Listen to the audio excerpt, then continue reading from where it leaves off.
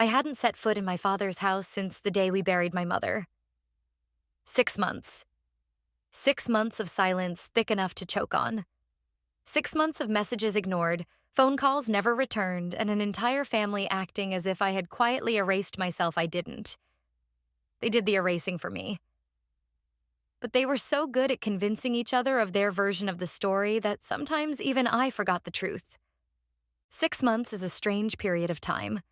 It's too long to be called sudden, but too short for genuine healing. For 6 months, my apartment, the small, lonely space I retreated to, became my entire world. I stopped answering calls, not just from them, but from everyone. The grief over losing Mom was a physical weight, but the bitterness over how I was treated was a constant, irritating fever. I spent my days going through old photo albums, trying to hold on to the memory of a time when family meant safety, not betrayal. I remembered Mom's laugh, deep and resonant, the way she used to sneak me cookies right before dinner, the way she always mediated between me and my father. She was the glue. The moment she was gone, the structure collapsed, and I was the piece that fell off the wall. The silence wasn't just my family's doing. It was also my penance, my self-imposed exile. When my sister's birthday invitation arrived in the mail, I held it like it was radioactive. I must have read it 50 times. The generic cursive font, the pastel colors she always loved, the note scribbled at the bottom. I hope you can come. No pressure, no apology, nothing revealing. Just that. A hope. A maybe, the kind of message someone sends when they aren't sure if reaching out will make things better or make things explode. That whispering voice was exactly why I hadn't left the city. I was waiting for the right moment. The truth is, my fight with Dad started the week after the funeral. I walked into his study and asked about Mom's will, a simple request. But he changed. His eyes turned cold, and he told me curtly that Mom left everything to him, as expected, and that I didn't need to worry about any details. I knew instantly he was lying. Mom and I had talked. She had plans, contingencies. When I pressed him, he erupted. He accused me of being greedy, disrespectful, and of trying to steal from him while he was mourning. That's when he threw me out. His exact words were a blur, but the final venomous tone, telling me I was a disappointment and that I didn't belong, stuck with me. That night, I called the family lawyer, Mr. Albright, but he was frustratingly vague. It took months of pushing, of legal maneuvering, of draining my savings, but 2 days ago, Mr. Albright called. He had it. He had the proof. And so the day finally came when I stopped avoiding the decision and simply made one. I ironed a shirt, shaved the beard I had grown out of apathy, and drove to the house I used to call home. The driveway looked the same. The roses my mother planted on the walkway were half dead now, overwatered by someone who had no idea how to care for them. My stomach tightened. Mom would never have let them dry out like that. She was the sort of woman who nurtured everything. The garden, stray animals, and me, especially me. The house was always Mom's domain. Dad paid the mortgage, but she furnished the life inside. Standing there, I felt like a trespasser in a museum dedicated to my own loss. The familiar scent of aged oak and lemon wax was gone, replaced by the sterile, faintly metallic smell of a house that's merely cleaned, not lived in. I checked my reflection in the side mirror one last time. I looked older, hardened. I reached inside my jacket. My fingers brushed against the thick white envelope my lawyer had handed me. The real envelope. The one that mattered. The one my father hoped I'd never see. This was more than a birthday party. It was a confrontation I could no longer delay. Then I walked toward the house. The door was unlocked. It always was during family gatherings, and that alone felt like a warning. Like they assumed everyone who mattered was already inside. The second I crossed the threshold, everything stopped. The chatter, the laughter, even the clinking of utensils. 20 pairs of eyes lifted toward me, scanning, judging, analyzing how long I'd last before turning around. And that's when I realized they hadn't expected me to come in their minds. I wasn't part of this world anymore. My absence had become a convenient story they didn't have to question. My aunt froze like she'd seen a ghost. My cousin practically buried her face in a plate of appetizers. Someone lowered the music, slowly, almost apologetically, as if sound itself was uncomfortable witnessing what was happening. Then my sister looked up. Unlike the others, her face softened. And in that tiny moment, barely a second, I saw the girl she used to be. The girl who shared secrets with me late at night, who cried on my shoulder when she broke her arm, who once swore she'd never take sides between mom and dad. She looked torn in half, but just as quickly as that warmth appeared, she swallowed it.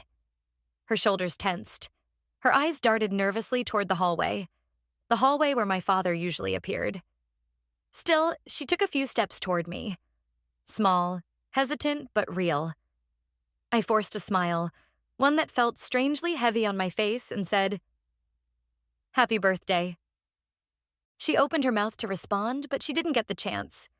Because my father stepped into the room like a storm finally arriving.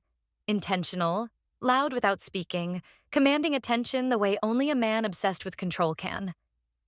He didn't make eye contact at first.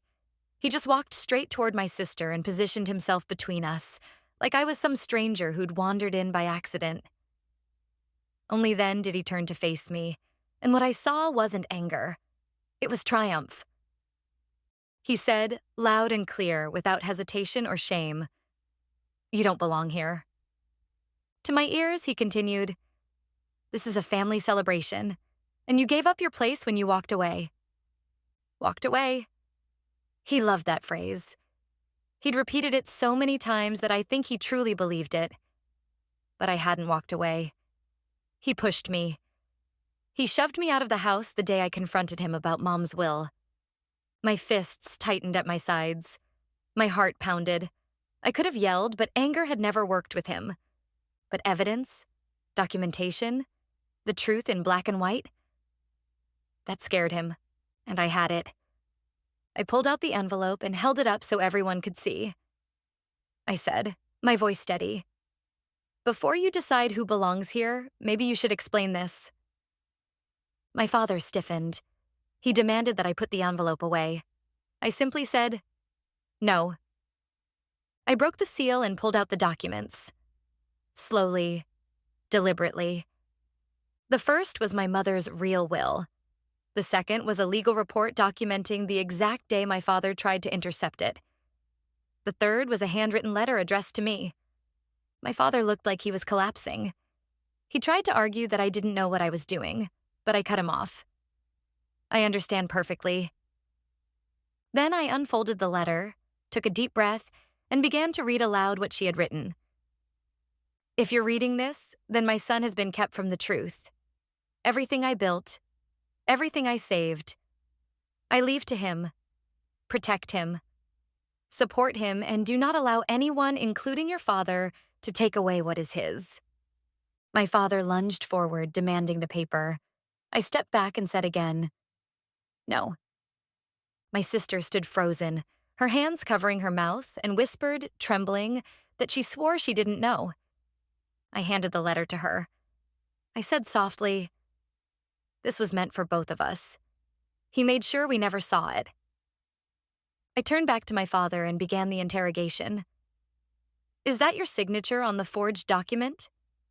Were you the one who called the lawyer and told him I didn't want to be contacted? And are you the one who hid the real will because you didn't like what Mom wrote?" He didn't deny it. He couldn't. The truth was undeniable now. I turned to my sister and said, "You deserve your birthday. I didn't come here for revenge."